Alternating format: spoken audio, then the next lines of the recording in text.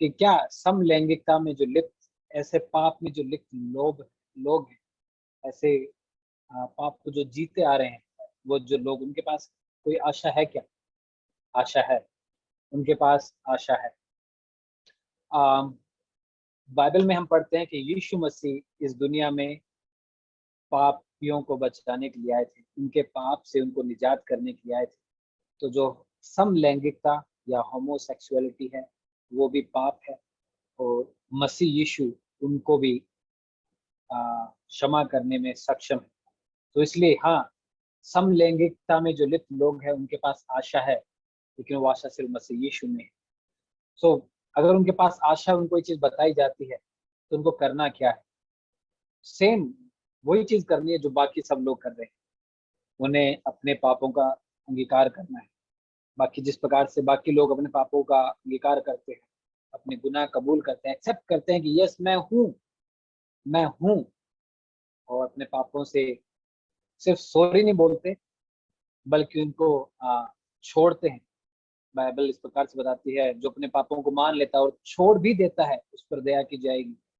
Sorry बोलकर वापस उस चीज को दोहराना, कुत्ते का उदाहरण दिया गया है कि वो उसी प्रकार से अपनी उल्टी को छांटता है, उस प्रकार से नहीं करना। माफी मांगकर, गुनाह कबूल कर कर यू टर्न ले लेना है, वापिस उस रास्ते पे नहीं चलना है, और ये सामर्थ्य परमेश्वर ही देते हैं। तो यस, आशा है, मसीह यीशु में आशा है।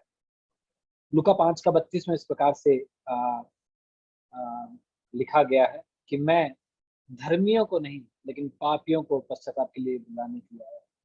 तो परमेश्वर जो LGBTQ, इसके अंदर जो लिप्त लोग हैं, चाहे आपको 5 महीने हो गए हों, 5 साल हो गए हों, भले ही 50 वर्ष क्यों ना हो गए हों, मसीह यीशु का लहू सब पापों से शुद्ध करने में सक्षम है। इसलिए पश्चाताप करो, सुसमाचार पर विश्वास करो, जो कि मरकुस 1:15 का आह्वान है।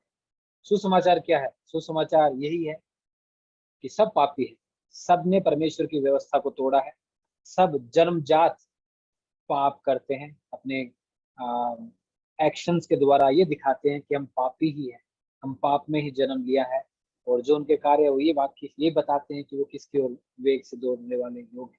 और सुसमाचार ये बताता है कि पाप की मजदूरी मृत्यु है, और जितने लोग इस दुनिया में हैं जो पाप को जीवन शैली के रूप में जीते हैं, उन सब के ऊपर परमेश्वर का क्रोध उंडेला जाएगा, वो नरक की ओर बढ़ने वाले लोग हैं।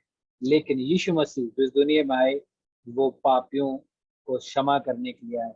वो क्रूस पे इसलिए गए ताकि अपने पवित्र लहू बहाने के द्वारा उन चुने हुए लोगों का वो उद्धार करे। तो मसीह यीशु सिर्फ क्रूस पे कुर्बान ही नहीं हुए, वो गाड़े गए, तीसरे दिन जी उठे। उस पुनरुत्थित जीवन में जो मसीह यीशु का जीवन है, क्योंकि वो जी उठा है, तो हम भी उसके सामर्थ्य में जी उठेंगे। तो ये हमारी आशा है।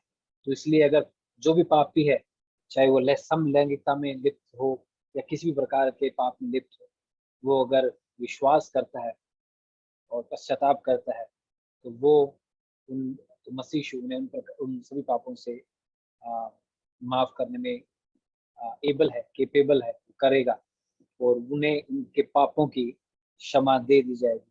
जिस प्रकार से बाइबल बताते हैं कि चाहे भले उनके पाप लाल रंग के क्यों ना हो, वो भी श्वेत कर दिए जाएंगे। तो ये पाप भी परमेश्वर के लहू के द्वारा श्वेत किया जा सकता है। इसका मतलब ये नहीं कि ये पाप छोटा है, कोई भी पाप छोटा नहीं है।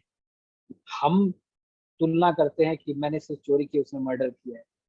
परमेश्वर जिसके विरुद्ध पाप किया गया, वो अनंत गुना पर बड़ा है।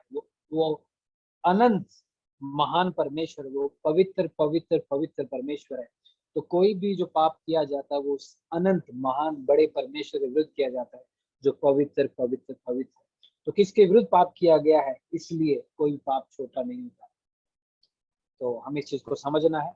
और जिस प्रकार से पहला तिमोथी उसका पहला अध्याय उसके 15वीं आयत में हम इस प्रकार से पढ़ते हैं, यह बात सच है और हर प्रकार से मानने की योग्य है कि मसीह यीशु पापियों का उद्धार करने के लिए जगत में आया है।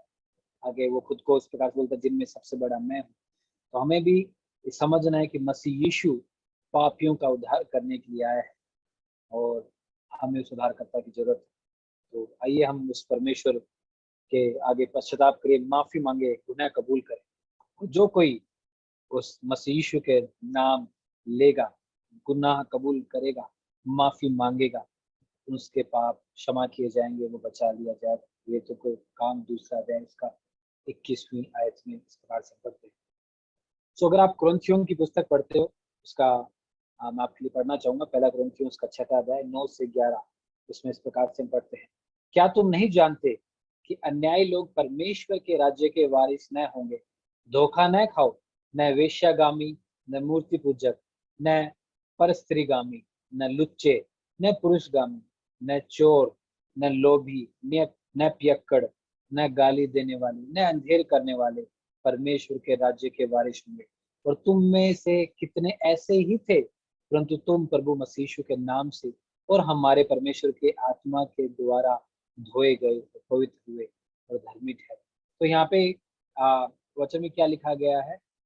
पुरुषगामी, परस्त्रीगामी, लुच्चे और इस प्रकार तमाम प्रकार के जो पाप बताए गए हैं, वो पाप जो बताए गए हैं, जो लिस्ट यहाँ पे खत्म नहीं हो जाती। बाइबल में जगह जगह इसके बारे में बताई गई है। तो लेकिन क्या जो बात बताई गई ये है, तुम में से कितने ऐसे ही थे। हम में जो बहुत सारे जो आज मसीह के कहलाए जाते हैं, जो मसीह के दास हैं, जो मसीह के संत बना दिए गए हैं, वो ऐसे ही थे। कितने थे जो प्रोस्टिट्यूशन में थे, कितने ही थे जो समलैंगिकता में लिप्त थे, कितने थे जो मर्डर के क्योंकि उनके ऊपर वो दोष भी था। कितने ही इस प्रकार से पाप में लिप्त लोग थे, लेकिन उन सबको वही एक आशा दी गई, वो मसीह यीशु है। वही आशा आज हमारे पास है, जो स्वयं मसीह यीशु है। तो आपने इन चीजों को देखा कि जो कुरिन्थियों में जो लोग थे, वो भी उनकी समलैंगिकता से बचा लिए गए थे। और आज भी हम उसी परमेश्वर के आगे हैं। आज भी वो परमेश्वर हमारे पापों को क्षमा करने में सक्षम है। तो इसलिए हाँ, जो भी समलैंगिकता में लिप्त हमारे भाई और बहन है, उनके पास मसीह यीशु में आशा है। पहला योना उसका 1 उसका 7 से 10 हम इस प्रकार से पढ़ते हैं, पर यदि जैसा वह ज्योति में है वैसे ही हम भी ज्योति में चलें, तो एक दूसरे से सहभागिता रखते हैं। और उसके पुत्र यीशु मसीह का लहू हमें सब पापों से शुद्ध करता है, सब प्रकार के पापों से हमें शुद्ध करता है। आगे हम पढ़ते हैं, यदि हम कहें कि हमें कुछ भी पाप नहीं, तो अपने आप को धोखा देते हैं और हम नहीं सकते हैं। तो यहाँ पे जो हम देख रहे हैं कि मसीह यीशु हमें सब प्रकार के पापों से शुद्ध करने में योग्य है। तो हाँ, एक बार और दोहराना चाहता हूँ मैं, मसीह यीशु में हमारे पास आशा है। और साथ साथ मैं उनको भी आशा का सुसमाचार देना चाहूंगा जो जो नए बना दिए गए हैं, लेकिन अभी भी ऐसे पापों में, ऐसे टेम्पटेशन में लिप्त है या फिर स्ट्रगल कर रहे हैं इनसे बाहर आने के लिए। सो जिस प्रकार से आपने अभी देखा कि मसीह यीशु ने जो पाप का जो प्रभाव है, जो उसका मेन जो जड़ है या जो सांकले हैं, उनसे परमेश्वर ने आजाद कर दिए।